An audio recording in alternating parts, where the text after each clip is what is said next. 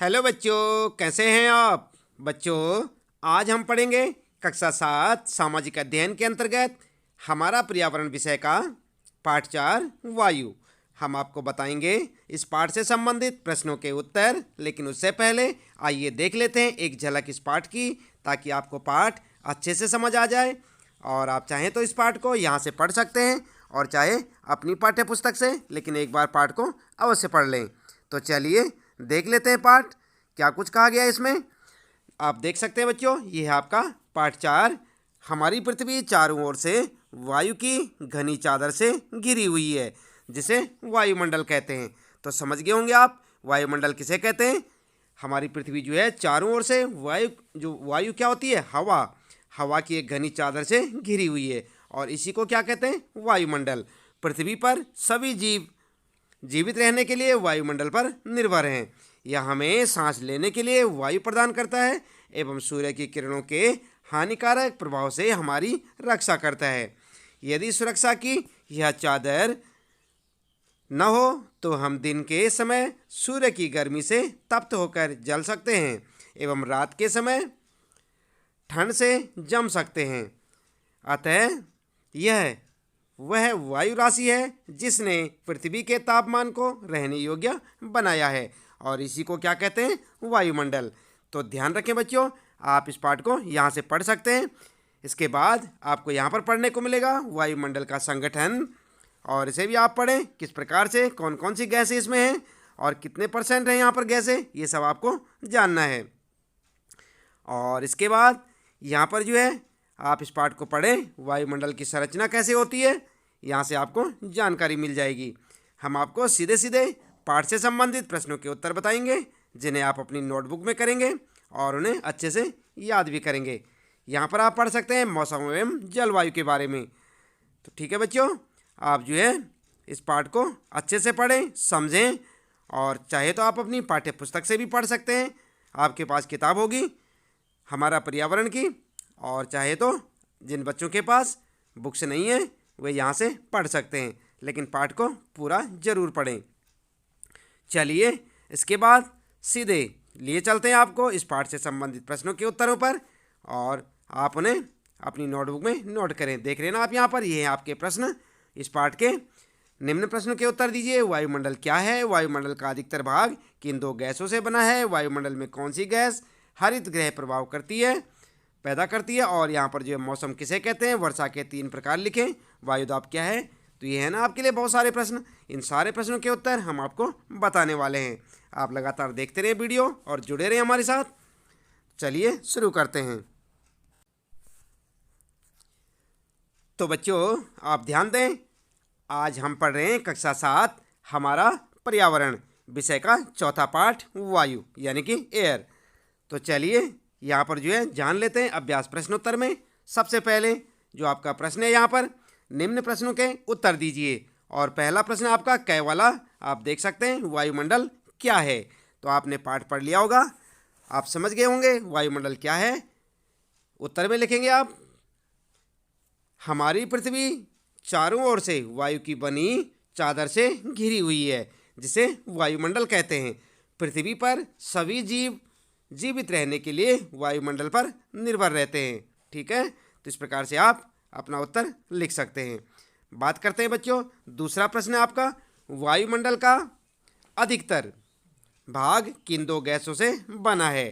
तो आपने पढ़ा होगा जो कौन सी वो 2 गैसें हैं। उत्तर में लिखेंगे वायुमंडल में सबसे अधिक पाई जाने वाली 2 गैसें हैं, और कौन सी हैं, नाइट्रोजन 78% और ऑक्सीजन 21%। ठीक है, तो इस प्रकार से आप अपना उत्तर लिखेंगे। बात करते हैं तीसरा प्रश्न है बच्चों, वायुमंडल में कौन सी गैस हरित गृह प्रभाव पैदा करती है। तो उत्तर में क्या लिखेंगे, वायुमंडल में कार्बन डाइऑक्साइड, क्लोरोफ्लोरोकार्बन और कार्बन मोनोऑक्साइड गैस हरित गृह प्रभाव पैदा करती है। तो इस प्रकार से आप अपना उत्तर लिखेंगे। अगला प्रश्न है, मौसम किसे कहते हैं। उत्तर में लिखें, किसी निश्चित स्थान पर निश्चित समय में पाए जाने वाली वायुमंडलीय दशाओं को मौसम कहते हैं। ठीक है, अगला प्रश्न है, वर्षा के 3 प्रकार लिखें। तो यहाँ पर आप लिखेंगे उत्तर में लिखेंगे वर्षा के 3 प्रकार, हेडिंग डालेंगे नंबर 1, नंबर 2, नंबर 3 करके लिखेंगे। सबसे पहले नंबर 1 पर लिखेंगे आप संवहनीय वर्षा, दूसरी चक्रवातीय वर्षा और तीसरा पर्वतकृत वर्षा। ठीक है, तो इस प्रकार से आप वर्षा के तीनों प्रकार लिखेंगे। अगला है वायुदाब क्या है। उत्तर में लिखेंगे पृथ्वी की सतह पर वायु के भार द्वारा लगाया गया दाब वायुदाब कहलाता है। और अगला प्रश्न है बच्चों, दूसरा प्रश्न आपके लिए सही पर, जो यहाँ पर सही उत्तर होगा नीचे ऑप्शन दिए हुए हैं उन पर सही का चिन्ह कीजिए। और जो पहला है आपका कै वाला, निम्नलिखित में से कौन सी गैस हमें सूर्य की हानिकारक किरणों से बचाती है। तो आपने पाठ में पढ़ ही लिया होगा बच्चों, कौन सी गैस बचाती है हमें। यहाँ पर आपके लिए 3 दे रखी हैं, कार्बन डाइऑक्साइड, नाइट्रोजन और ओजोन। तो इसका उत्तर क्या लिखेंगे आप, उत्तर लिखेंगे ओजोन। ठीक है, और इसके बाद अगला है आपका प्रश्न, वायुमंडल की सबसे महत्वपूर्ण परत है और कौन सी है। 3 ऑप्शन यहाँ पर देख सकते हैं, क्षोभ मंडल, वायुमंडल या मध्यमंडल। उत्तर में लिखेंगे आप क्षोभ मंडल। ठीक है, तो इस प्रकार से आप अपना उत्तर लिखेंगे। अगला प्रश्न है बच्चों, यहाँ पर भी आपके 3 ऑप्शन है। गै वाला प्रश्न है वायुमंडल की निम्न परतों में कौन सी बादल विहीन है, क्षोभ मंडल, समताप मंडल या मध्यमंडल। तो यहाँ पर क्या लिखेंगे उत्तर में, उत्तर में लिखेंगे समताप मंडल। ठीक है, और इसके बाद अगला प्रश्न है आपके लिए, वायुमंडल की परतों में जब हमें ऊपर जाते हैं तब वायुदाब बढ़ता है, घटता है या समान रहता है। 3 ऑप्शन है यहाँ पर, तो आप क्या लिखेंगे, घटता है। ठीक है, उत्तर में लिखेंगे घटता है।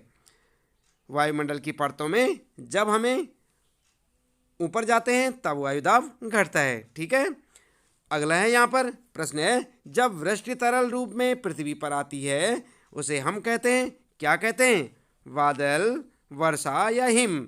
उत्तर में लिखेंगे वर्षा। ठीक है, देख लेना आप उत्तर, ये है वर्षा। और इसके बाद तीसरा प्रश्न है बच्चों, निम्नलिखित स्तंभों को मिलाकर सही जोड़े बनाइए। तो यहाँ पर आपको सुमेल करना है, जोड़े बनाने हैं।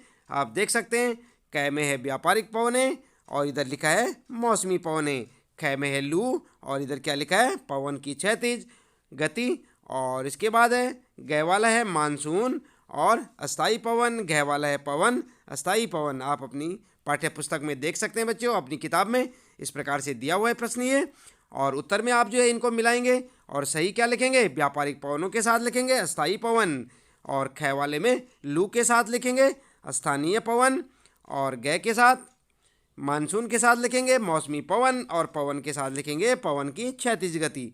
तो ये आपका उत्तर हो जाएगा। ठीक है, आप इसी प्रकार से लिखें।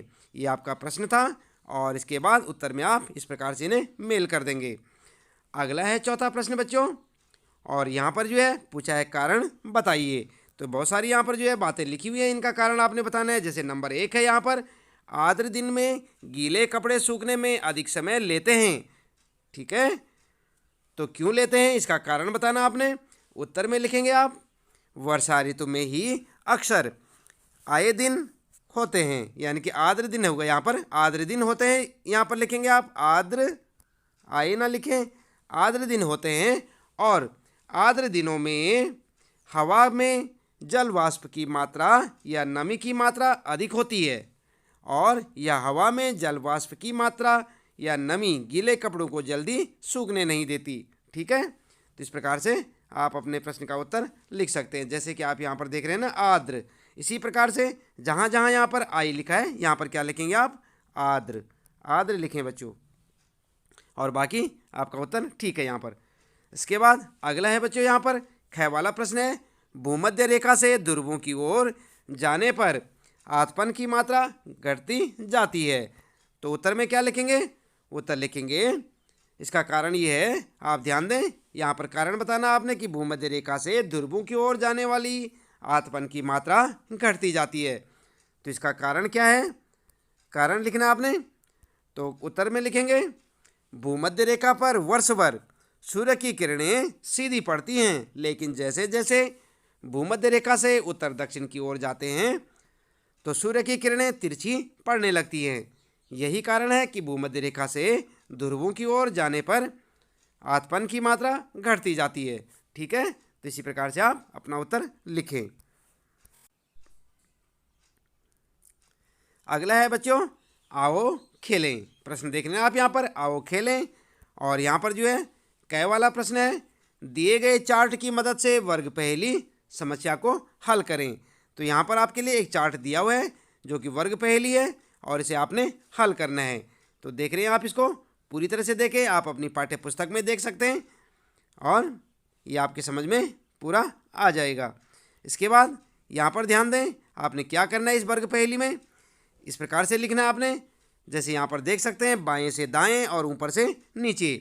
नंबर 6 पे, एक भारतीय पेड़ जो 24 घंटे ऑक्सीजन प्रदान करने का असाधारण गुण होता है। ठीक है, और दूसरे है यहाँ पर 8वां है, वायुमंडल में मौजूद एक गैस जो केवल 0.03% में पाई जाती है।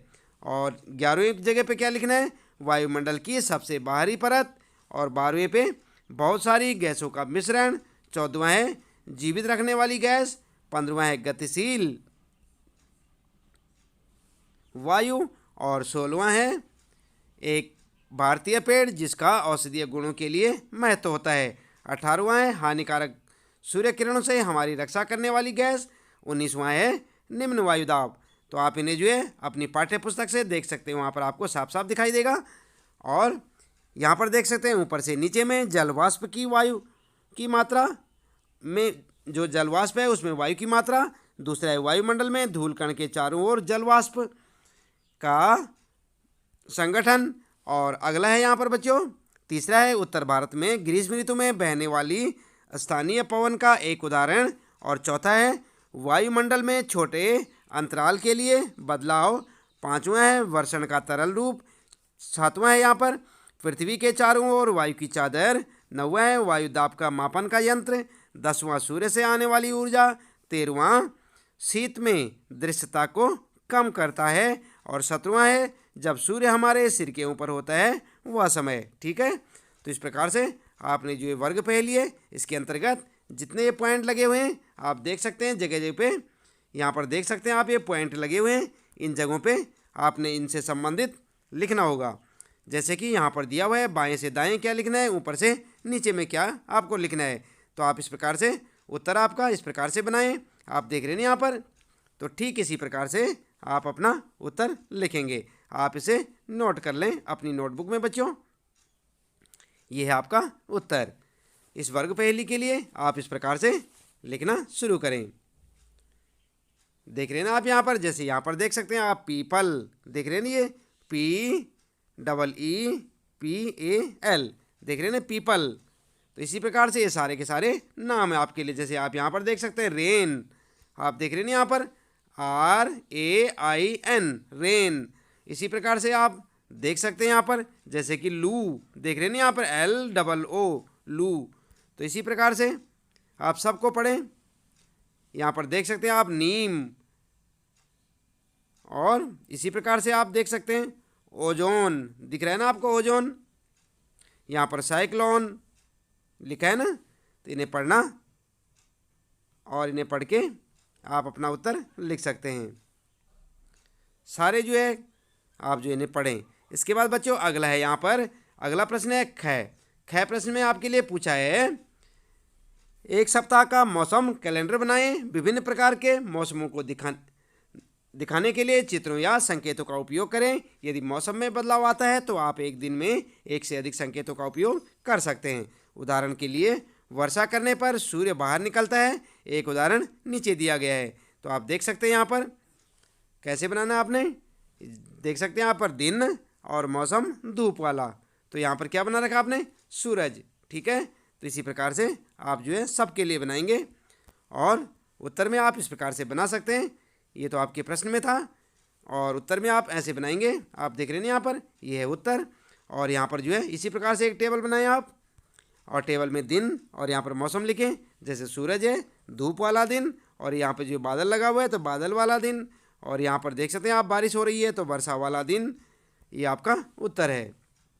इसी प्रकार से यहाँ पर जो है आपको लिखना है कि आप इसे किस नाम से जान सकते हैं।